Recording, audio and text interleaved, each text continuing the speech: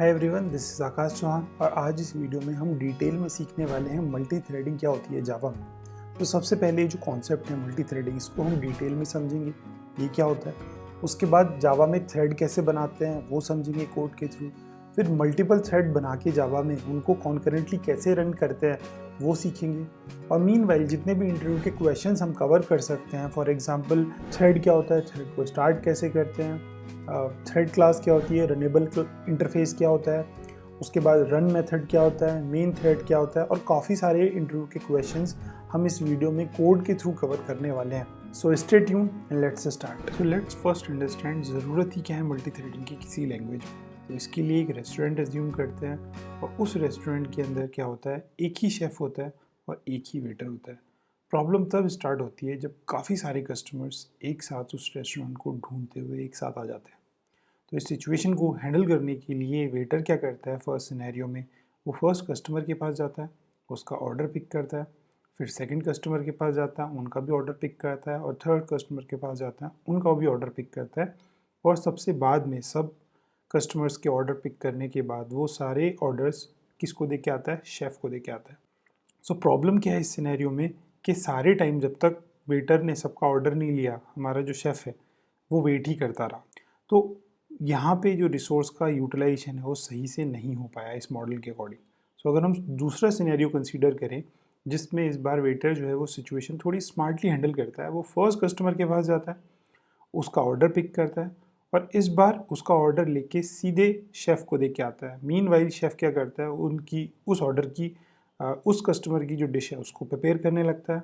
और ये same process जो इस बार वेटर है वो सेकंड कस्टमर के साथ अप्लाई करता है, उनका ऑर्डर लेके आता है और शेफ़ को देता है। फिर शेफ़ उनकी भी मील साइड बाय साइड प्रिपेयर करने लगता है, और यही सेम प्रोसेस वो थर्ड कस्टमर के साथ करता है। जो थर्ड कस्टमर का ऑर्डर है वो ला के शेफ़ को देता है, शेफ़ उसकी भी मील प्रिपेयर करने लगता है। अब इस सिनेरियो की सबसे अच्छी बात क्या है कि यहाँ पे जो शेफ़ है वो खाली नहीं रहा, उसका जो एंगेजमेंट है वो काफ़ी अच्छे से यूटिलाइज हो पाया। इसका मतलब हम रियल लाइफ सिनेरियोज में भी जो रिसोर्सेज हैं उनका मैक्सिमम यूटिलाइजेशन के लिए ट्राई करते हैं। तो मल्टी थ्रेडिंग भी एक ऐसा ही कॉन्सेप्ट है जिसकी हेल्प से हम क्या करते हैं, सीपीयू का जो यूटिलाइजेशन है उसको मैक्सिमाइज करने की कोशिश करते हैं। तो अगर कोई लैंग्वेज लेवल पे सीपीयू को डिसाइड कर सकता है कि इसका मैक्सिमम यूटिलाइजेशन हो सके तो ये अच्छी बात है। So as you can see by the definition, multithreading is a concept of executing two और more threads simultaneously or concurrently to maximize the utilization of CPU. So far हमें ये तो अंडरस्टैंडिंग हो गई है कि जो मल्टी थ्रेडिंग कॉन्सेप्ट है वो समहाउ CPU का जो यूटिलाइजेशन है उसको मैक्सिमाइज करने के काम में आता है। कैसे करते हैं वो हम कोड के थ्रू समझेंगे। अगर हम सिंगल थ्रेड के बारे में बताएं तो thread can be use to execute independent task simultaneously और कॉन्करेंटली। इसके मायने ये हैं कि एक single thread normal piece of code नहीं होता है, वो इंडिपेंडेंट टास्क को डिनोट करता है। वो कैसे करता है वो अभी हम थोड़ी देर में देखेंगे। सबसे पहले अब हमारी जॉब क्या है कि हम थ्रेड कैसे क्रिएट करते हैं जावा में उसको देखें। और जावा में थ्रेड को क्रिएट करने के दो तरीके हैं। फर्स्ट तरीका है कि हम जो थ्रेड क्लास अवेलेबल है उसको हम एक्सटेंड करें, और दूसरा तरीका है कि हम एक रनेबल इंटरफेस अवेलेबल है उसको इम्प्लीमेंट करें। और इवेंचुअली दोनों ही तरीके, एक रन मेथड है उसकी ओवरराइडिंग डेफिनेशन प्रोवाइड करते हैं। तो यही सब चीज़ें हम कोड के थ्रू समझते हैं। So without any further due let's move on to the coding part. So thread create करने से पहले जो हमारी by default sequential execution approach है लैंग्वेज की, वो कहाँ पे सफ़र करती है, थ्रेडिंग उसका सॉल्यूशन कैसे प्रोवाइड करता है वो देखते हैं। So for that let me create two classes. एक क्लास बनाते हैं C1 और एक क्लास बनाते हैं C2। C1 के अंदर एक मेथड बनाते हैं display1, और C2 के अंदर display2, और नॉर्मल उनके अंदर कोड लिखते हैं, उनके ऑब्जेक्ट बनाते हैं मेन में, उनको कॉल करते हैं। So let me quickly write the code first.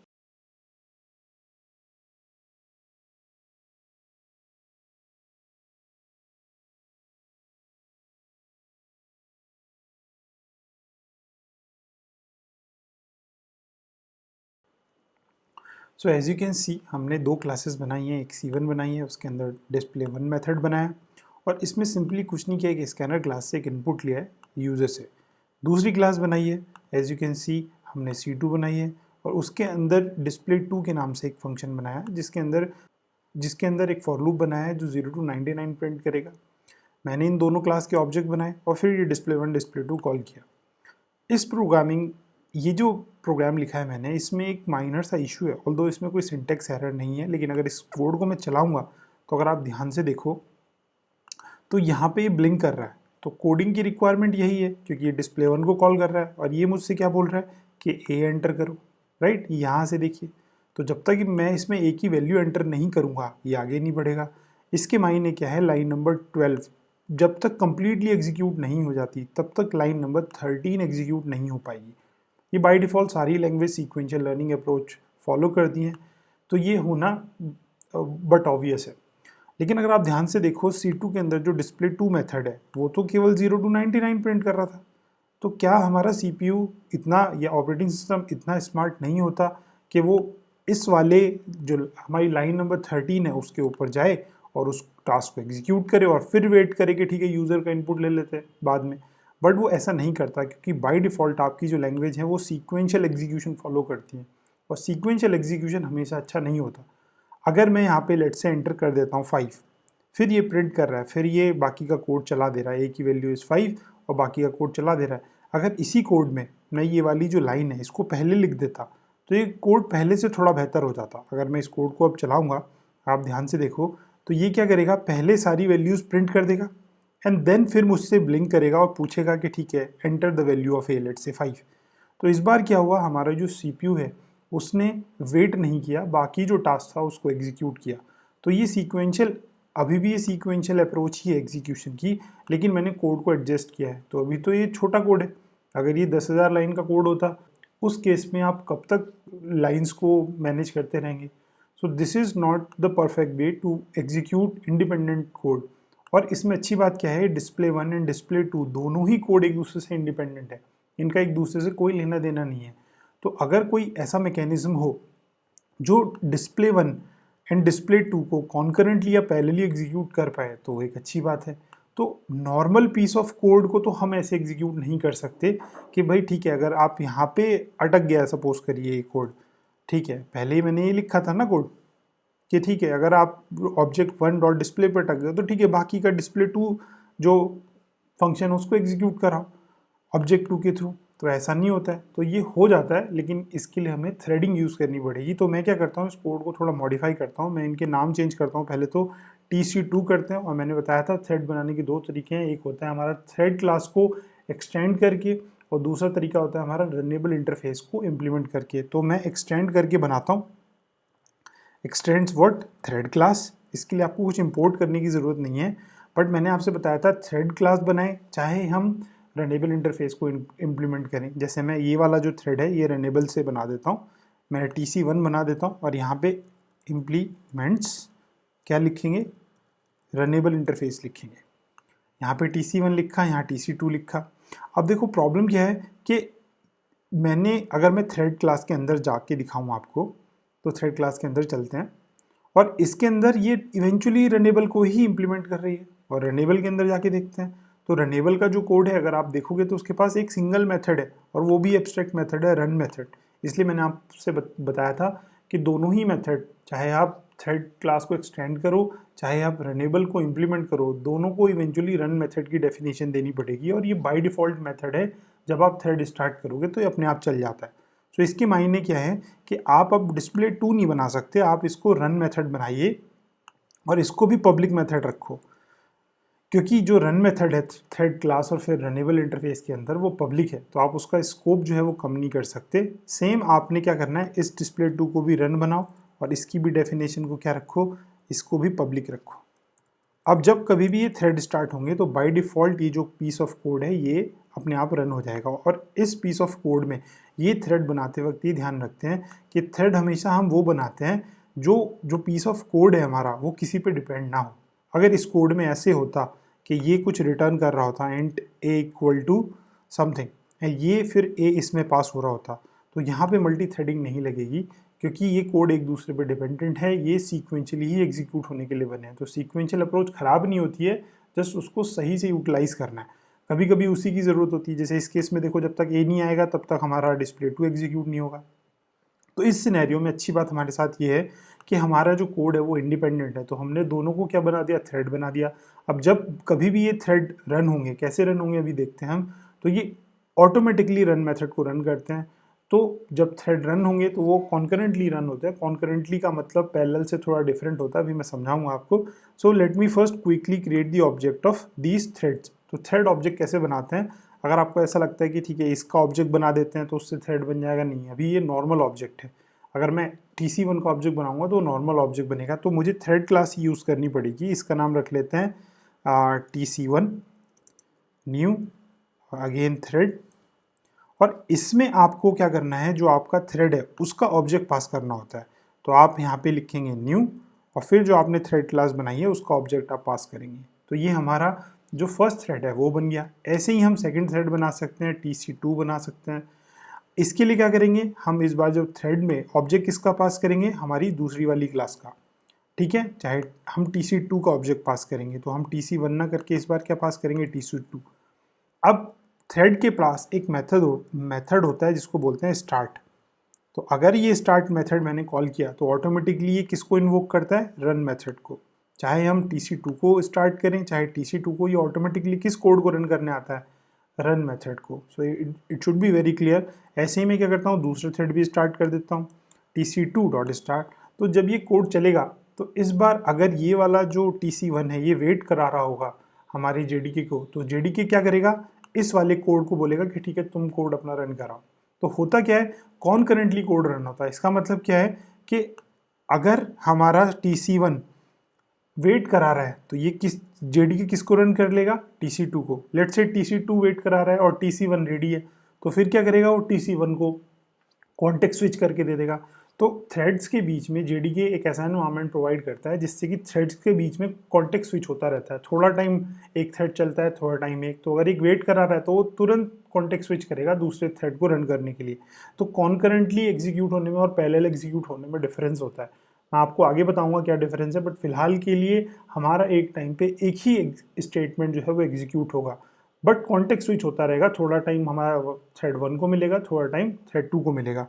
तो अगर मैं इस कोड को यहाँ पे रन करता हूँ तो देखते हैं क्या आउटपुट आता है। क्या ये मैनेज कर पाएगा, अगर एक थ्रेड वेट करा रहा है तो क्या ये दूसरे टास्क को एग्जीक्यूट कर पाता है, और इवेंचुअली ये ब्लिंक करना चाहिए दूसरे टास्क को कंप्लीट करके। और यहाँ पे ध्यान से देखो, मैंने थ्रेड 1 को पहले स्टार्ट किया है जिसके अंदर स्कैनर वाला कोड लिखा हुआ है, राइट। तो मैं क्या करता हूँ, सिंपली इस कोड को एग्जीक्यूट करता हूँ और देखते हैं हमारे पास क्या रिजल्ट आता है। अब आप ध्यान से देखो कि इसने जो दूसरा टास्क है उसको पहले कंप्लीट कर दिया और नीचे जाके अब ये ब्लिंक कर रहा है। अब ये जो थ्रेड 1 है उसको प्रायोरिटी दे रहा है, ठीक है अब तो इसको एग्जीक्यूट करो। अब इसमें हुआ क्या, इसमें सबसे बड़ा फायदा क्या हुआ, टाइम तो उतना ही लग रहा है अगर आप ध्यान से देखो, बट अच्छी बात यह है कि यहाँ पे जो CPU है वो उसने वेट नहीं किया। जैसे उस एग्जाम्पल में हमारे शेफ ने वेट नहीं किया था, तो यहाँ पे हमारे CPU को हमने वेट नहीं कराया, उसको दूसरा इंडिपेंडेंट टास्क एग्जीक्यूट करने के लिए बोला। इतने हो सकता है जो फर्स्ट यूजर वेट करा रहा है वो अपना input they they. Let's say मैं इनपुट दे देता हूँ तो हमारा फर्स्ट टास्क एग्जीक्यूट हो गया। तो ये जो सीक्वेंस है ये मायने नहीं रखता, अगर आप इसको ऊपर भी रखेंगे तो इसके कुछ खास मायने नहीं है। बस इतनी सी बात है कि थ्रेड 2 जो है वो पहले स्टार्ट हो रहा है और थ्रेड 1 बाद में स्टार्ट हो रहा है, बट इनमें कॉन्टेक्स्ट स्विच होगा तो कोई खास अंतर नहीं आएगा। सो थ्रेड को कैसे बनाते हैं वो मैंने आपको बताया। चाहे आप थ्रेड क्लास को एक्सटेंड करके बनाइए, चाहे आप रनेबल इंटरफेस को इम्प्लीमेंट करके बनाइए, क्योंकि इवेंचुअली जो थ्रेड क्लास है वो भी रनेबल इंटरफेस को इंटरनली इम्प्लीमेंट करती है। तो रनेबल को अगर आपने इम्प्लीमेंट करना है तो इवेंचुअली आपको पब्लिक मेथड है एक रन, उसकी डेफिनेशन देनी पड़ती है। तो दोनों ही तरीके रन मेथड की ही डेफिनेशन देते हैं, और बाय डिफ़ॉल्ट जब हम थ्रेड स्टार्ट करते हैं तो हमारा रन मेथड ऑटोमेटिकली रन होता है। तो ऐसे करके हम थ्रेड बना के उनको चला सकते हैं। अब देखो, अगर हमें ये समझना है कि जब हमने डेफिनेशन यहाँ पे रन मेथड की दी है तो स्टार्ट क्यों कॉल किया, हम ऐसे भी तो कर सकते थे कि दोनों थ्रेड से रन कॉल करते, और ऐसा नहीं है कोड में एरर आएगी, बट ये तरीका ठीक नहीं है। इसको समझने के लिए हमें ये समझना पड़ेगा कि कोई कॉन्सेप्ट होता है जिसको बोलते हैं मेन थ्रेड। तो उसके लिए क्या करते हैं, हम ये जो थ्रेड बनाए हमने इसमें एक हमारे पास चॉइस होती है कि हम इनका थ्रेड का नाम चूज़ कर सकते हैं। तो लेट से मैंने इसका नाम चूज़ किया TC1। जब आपने TC1 का ऑब्जेक्ट बनाया तब आप इसका नेम चूज़ कर सकते हो। तो होगा क्या, JDK के पास इस थ्रेड का जो ऑब्जेक्ट है उसका एक नेम भी अवेलेबल होगा। अगर हमें चेक करना है कभी कि कौन सा थ्रेड अभी एक्टिव है, उसका स्टेटस चेक करना है, तो हमें पता चल जाता है कि ठीक है ये वाला थ्रेड हमारे पास अवेलेबल है। सेम मैं दूसरे थ्रेड के साथ कर सकता हूँ, इसका नाम रख लेते हैं TC2। तो अब क्या करते हैं, एक हमारे पास फंक्शन अवेलेबल होता है जिसको हम बोलते हैं थ्रेड एक देखिए थ्रेड क्लास के अंदर एक फंक्शन अवेलेबल है जिसको बोलते हैं करंट थ्रेड, और उसके अंदर अगर एक गेट नेम करके एक फंक्शन होता है, मैं अगर वो कॉल करूं तो मुझे ये पता चल जाता है कि जो लाइन नंबर 15 है इस लाइन को किस थ्रेड ने एग्जीक्यूट किया। तो अगर मैं कोड चलाऊं, देखिए कोड चला के देखते हैं, और ये बाकी का कोड रन ना हो इसके लिए क्या करते हैं, हम इन दोनों थ्रेड को के जो कोड है उनको फिलहाल के लिए कमेंट कर देते हैं, वरना थोड़ा सा कंफ्यूजन क्रिएट हो जाएगा। थ्रेड स्टार्ट हो रहे हैं, रन मेथड चल रहे हैं, बट मैं ये जानना चाहता हूँ कि लाइन नंबर 15 को किस थ्रेड ने एग्जीक्यूट किया। So let's run the code. तो यहाँ पे आंसर आ रहा है मेन।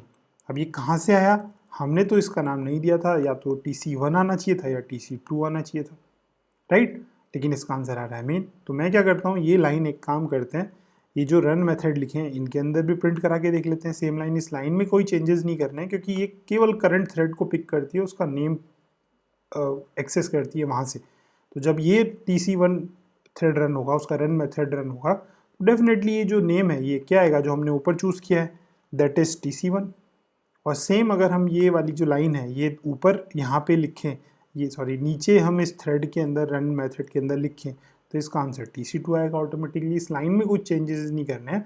अगर मैं ये फिलहाल कोड चलाऊँगा तो ये किसी भी सीक्वेंस में एग्जीक्यूट हो सकते हैं। ये जो फिलहाल TC2 अगर मैं दोबारा चलाऊँ तो हो सकता है सीक्वेंस कुछ और हो, लेकिन इनका आंसर इवेंचुअली यही आएगा, TC2, TC1 and main, right. देखिए सीक्वेंस चेंज हो गया।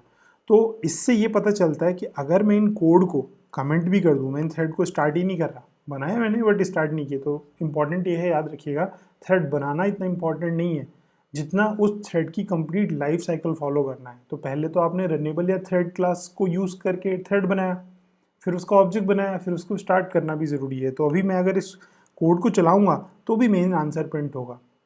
इसके मायने ये हैं कि अगर आप मल्टी थ्रेडिंग का कॉन्सेप्ट जानते भी नहीं है, तब भी जावा पीछे क्या करता है, थ्रेडिंग का कॉन्सेप्ट यूज़ करता है। तो इसका मतलब ये है कि जो JDK की जॉब है, जैसे हमने कभी पहले डिस्कस किया होगा, JDK की जॉब क्या होती है, केवल मेन मेथड को रन करके आना। तो वो JDK नहीं करता। JDK क्या करता है, एक मेन थ्रेड क्रिएट करता है और उसकी जॉब क्या दे देता है कि ठीक है तुम जाके किसको एग्जीक्यूट करके आओ, मेन मेथड को एग्जीक्यूट करके आओ। इसीलिए ये लाइन पे जब मैं चेक कर रहा हूँ थ्रेड, तो कौन सा आ रहा है, मेन थ्रेड आ रहा है। लेकिन जब मैं अंदर जाके यहाँ पे चेक कर रहा हूँ तो यहाँ पे TC1 आ रहा है क्योंकि मैंने इसका नाम ऊपर चूज़ किया हुआ है। और ऐसे ही दूसरे रन मेथड में जब मैं एग्जीक्यूट कर रहा हूँ तो नाम TC2 आ रहा है। बट अगर हम मल्टी थ्रेडिंग यूज़ भी ना करें तब भी JDK पीछे मल्टी थ्रेडिंग यूज़ कर रहा होता है, क्योंकि ये जो टास्क है उसका मेन मेथड को एग्जीक्यूट कराने का, वो कौन करता है, मेन थ्रेड। तो मेन थ्रेड की आई होप आपको अंडरस्टैंडिंग हो गई है कि कोड जो मेन मेथड है उसके पूरे कोड को एग्जीक्यूट करने की जो जॉब है वो किसकी है, मेन थ्रेड की। JDK की ना होकर किसकी है, मेन थ्रेड की। तो JDK ऑटोमेटिकली जब आप कोड रन करते हैं तो वो ऑटोमेटिकली एक मेन थ्रेड इन्वोक कर देता है। तो ये तो डिफरेंस हुआ हमारा मेन थ्रेड और नॉर्मल थ्रेड में। अब क्वेश्चन ये है कि ठीक है चलो मेन थ्रेड आ गया, ठीक है, अब हम एक काम करते हैं, हम जब नीचे हमने रन मेथड दी थी तो यहाँ पे भी हम रन मेथड दे देते हैं, क्या प्रॉब्लम है। देखिए जब हमने डेफिनेशन ही रन मेथड की दी है तो हम स्टार्ट मेथड क्यों कॉल कर रहे हैं, थोड़ा सा अजीब सा है ना। लेकिन इस कोड को रन करके देखते हैं, राइट। हमारा अगर ये थ्रेड रन होगा ये वाला, तो आंसर आना चाहिए TC1, और ये वाला अगर रन होगा तो इसमें TC2 आना चाहिए। और दोनों मैंने थ्रेड स्टार्ट कर दिए रन को, मैंने इस बार स्टार्ट यूज़ नहीं किया। तो इस कोड को चलाते हैं और देखते हैं हमारे थ्रेड के नाम क्या प्रिंट होते हैं। तो ये तो सब बोल रहे हैं कि हम मेन थ्रेड से एग्जीक्यूट हुए, मतलब लाइन नंबर 15 भी मेन थ्रेड ने चलाई है, और ये वाली लाइन भी किसने चलाई है, मेन थ्रेड ने, क्योंकि इसका आंसर भी यही आ रहा है। और ये वाली जो लाइन है इसको भी मेन थ्रेड ने चलाया। अब ऐसा क्यों हुआ, क्योंकि जो मेथड है थ्रेड के अंदर स्टार्ट मेथड है, ऑल्दो जो रन मेथड है वो रनेबल के अंदर है, लेकिन जो थ्रेड के अंदर मेथड है वो है स्टार्ट मेथड, जिसको इवेंचुअली जो इंटरनली किसको कॉल कर रहा होता है, रन मेथड को। अगर आप थ्रेड क्लास के अंदर जाके देखेंगे तो आपको एक स्टार्ट मेथड मिलेगा, वो इंटरनली रन मेथड को कॉल करता है। तो जब स्टार्ट मेथड रन को कॉल करता है तो उससे पहले वो और भी काम करता है। वो क्या करता है, वो इंडिविजुअल थ्रेड को मेमोरी प्रोवाइड करता है, जिसकी वजह से आपकी जो थ्रेडिंग इंडिविजुअल थ्रेड की आइडेंटिटी क्रिएट हो जाती है। आप अगर डायरेक्टली रन मेथड कॉल करोगे तो प्रॉब्लम क्या है, आपने जो बाकी के उसके आसपास का काम है थ्रेड बनाने का, उसको मेमोरी प्रोवाइड करना, उसकी आइडेंटिटी क्रिएट करना, उसको उसके नेम से अटैच करना, बहुत सारे काम हैं, वो काम हो नहीं पाएंगे। तो होगा क्या, ये जो लाइन है, ये आपने भले से 2 थ्रेड बनाए हैं, ये भी मेन ही एग्जीक्यूट करेगा, ये जो है ये इंडिविजुअल थ्रेड एग्जीक्यूट नहीं करेंगे। तो जो थ्रेड जेडीके ने बनाया है ये आपका नॉर्मल पीस ऑफ कोड बन गया है। क्यों? क्योंकि आपका जो ये वाले कोड हैं ये भी कौन एग्जीक्यूट कर रहा है? मेन। लेकिन ये मेन की जॉब तो नहीं थी, मेन की जॉब तो बस इतनी सी थी कि भाई ठीक है अब तुम यहाँ से आके आओ। लेकिन अगर ये थ्रेड भी उसको एग्जीक्यूट करने पड़ रहे हैं तो इसका मतलब क्या है कि उसका जो काम है वो हमने बढ़ा दिया है। तो रन मेथड हम हमेशा इसलिए कॉल नहीं करते क्योंकि रन मेथड काफ़ी नहीं है कॉल करने के लिए, उससे पहले काफ़ी सारी प्री प्रोसेसिंग तरीके हैं जिससे उसको प्रॉपर मेमोरी मिलेगी जेडीके के अंदर, प्रॉपर आइडेंटिटी क्रिएट होगी थ्रेड की, और जो एक प्रोटोकॉल है थ्रेड एग्जीक्यूशन का कॉन्करेंसी में तो वो फॉलो हो पाएगा। तो हम रन मेथड कभी भी इसलिए कॉल नहीं करते, ऑल्दो हम इवेंचुअली रन मेथड की डेफिनेशन देते हैं, बट ये जो स्टार्ट मेथड है थ्रेड क्लास के अंदर है और ये थ्रेड क्लास रनेबल इंटरफेस को इम्प्लीमेंट करता है जिसके अंदर रन मेथड है, उसकी डेफिनेशन हमने नीचे दी है। और भी काफ़ी प्री प्रोसेसिंग थिंग्स हैं जिनको हमें मैनेज करना है थ्रेड क्रिएट करने से पहले। सो ये डिफरेंस है हमारा स्टार्ट एंड रन मेथड में। अब आगे जाके हम सीखने वाले हैं सिंक्रोनाइजेशन क्या होता है थ्रेड मल्टी थ्रेडिंग के अंदर। उसके बाद सिंक्रोनाइजेशन के बाद एक बहुत फेमस प्रॉब्लम है जिसको बोलते हैं प्रोड्यूसर कंज्यूमर प्रॉब्लम, वो हम देखने वाले हैं। So stay tuned and thank you so much.